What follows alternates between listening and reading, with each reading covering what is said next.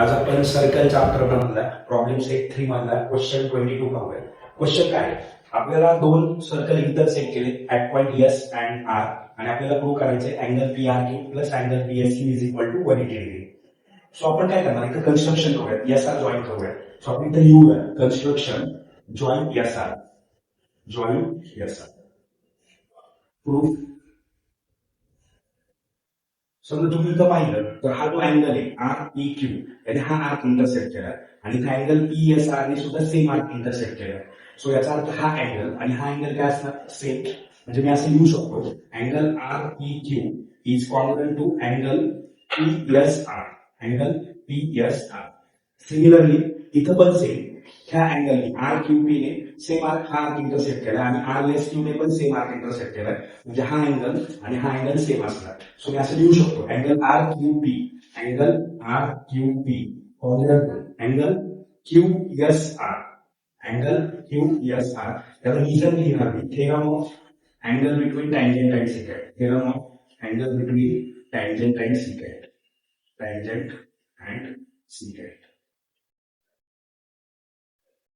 त्याला equation 1 mark करूया आपण. पण आपल्याला काय प्रूव्ह करायचे P R Q plus P S Q is equal to 180 degree.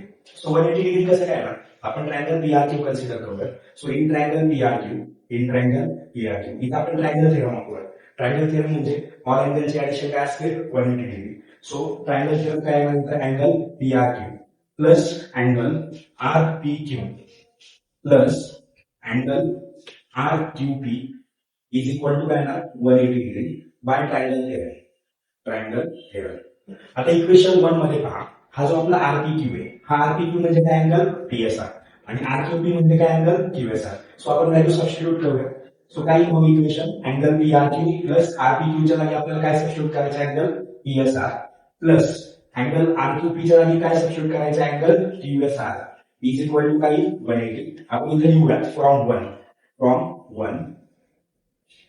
त्यानंतर डायग्राम मध्ये पहा angle P S R plus angle Q S R, angle P S R plus angle Q S R म्हणजेच angle P S Q.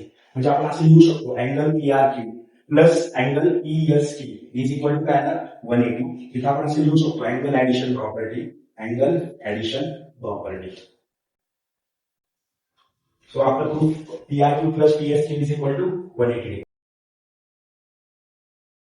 जो आपण question number 22 पाहिला exactly same question 24 आहे आपल्या problem set आपल्याला सेम सॉल्व्ह करायचं आहे. फक्त इथं सांगितलंय की आपल्याला जो एबीसीडी क्वाड्रिलॅटर आहे तो सायकल दाखवायचा आहे. सो सायकल दाखवण्यासाठी आपण काय करूयात आणि एबीसीडी क्वाड्रिलॅटर कन्स्ट्रक्ट करूयात. सो एबी जॉईन करूयात आणि त्यानंतर एडी जॉईन करूयात आणि सेम आपण इथं एई पण जॉईन करणार आहे. आपण इथं कन्स्ट्रक्शन करणार. कन्स्ट्रक्शन काय करणार आपण तर एडी एई आणि एडी जॉईन करणार. So join AB AD and AE. हा प्रॉब्लेम आपण सेम एक्झॅक्ट जसं क्वेश्चन नंबर 22 सॉल्व्ह केला ना एक्झॅक्ट सेम वे आपण सॉल्व्ह करणार. म्हणजे काय इथं चेक करा हा जो अँगल मी ई बी सी घेतला तर एबीसी ने पण सेमच आर्क इंटरसेक्ट केला आणि हा जो अँगल बी ए ई घेतला त्याने पण सेमच आर्क इंटरसेक्ट केलाय. म्हणजे मी असं म्हणू शकतो हा अँगल आणि हा अँगल काय सेम. म्हणजे अँगल ई बी सी असं लिहू शकतो मी angle E B C congruent to angle B A E, angle B A E. Similarly इथं जो अँगल ई डी सी जो अँगल आहे त्याने हा इंटरसेक्ट केलाय. म्हणजे हा अँगल आणि हा जो अँगल आहे यांनी पण सेमच आर्क इंटरसेक्ट केलाय. म्हणजे मी असं म्हणू शकतो angle E D C, angle E D C is congruent to येणार angle E A D, angle E A D किंवा आपण असं लिहूया D A E, angle D A E. त्याला रिझन आपण सेम लिहा theorem of angle between tangent and secant, theorem of angle between tangent and secant, between tangent and secant. याला equation 1 लिहूया. याला इक्वेशन आपण 1 लिहूया. आता पहा आपल्याला हा एबीसीडी सायक्लिक क्वाड्रिलॅटर दाखवायचा. सेम आपण मागच्या समोर ट्रायंगल कन्सिडर केला होता आणि ट्रायंगल थेरम अप्लाय केला होता. इथं पण आपण हा जो बीसीडी ट्रायंगल आहे तो कन्सिडर करूया. सो इन ट्रायंगल बीसीडी इथं आपण ट्रायंगल थेरम अप्लाय करणार आहे.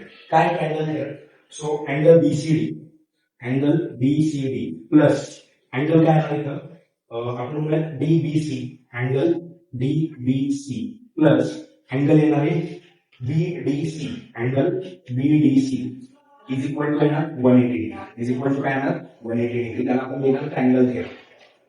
आता इथे बघा डायग्राम मध्ये हा जो डीबीसी याला आपण डीबीसी लिहू शकतो कारण की डी ई आणि बी हे कोलिनियर पॉइंट्स आहेत.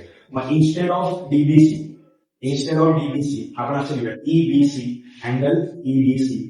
इन्स्टेड ऑफ बीडीसीच्या जागी आपण काय लिहिणार ईबीसी अँगल ईडीसी असं आपण लिहू शकतो कारण की ते तिन्ही पॉईंट कोलिनियर आहे. कोणते 3 पॉईंट बी डॅश ई डॅश डी. चला मग आता इक्वेशन 1 मध्ये व्हॅल्यू आपण इथे रिप्लेस करूया. काय अँगल बीसीडी प्लस ईबीसीच्या जागी काय टाकणार आपण अँगल बीएई प्लस ईडीसीच्या जागी आपण काय टाकणार angle BAE is equal to काय ना 180. इथे लिहिणार फ्रॉम 1. इथे लिहिणार आपण फ्रॉम 1. आता डायग्राम मध्ये पहा बीएई हे दोन्ही अँगल जर ऍड केले तर बीएडी येणार. सो याच्या जागी आपण अँगल काय टाकणार BAD. So angle BCD plus angle BAD is equal to काय लिहिणार आपण 180 डिग्री. इथं पण आपण लिहिणार अँगल ऍडिशन प्रॉपर्टी.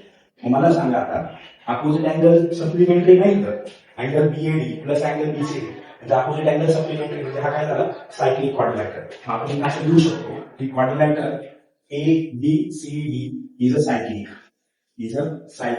त्यासाठी आपण रिझन लिहू शकतो by converse of cyclic quadrilateral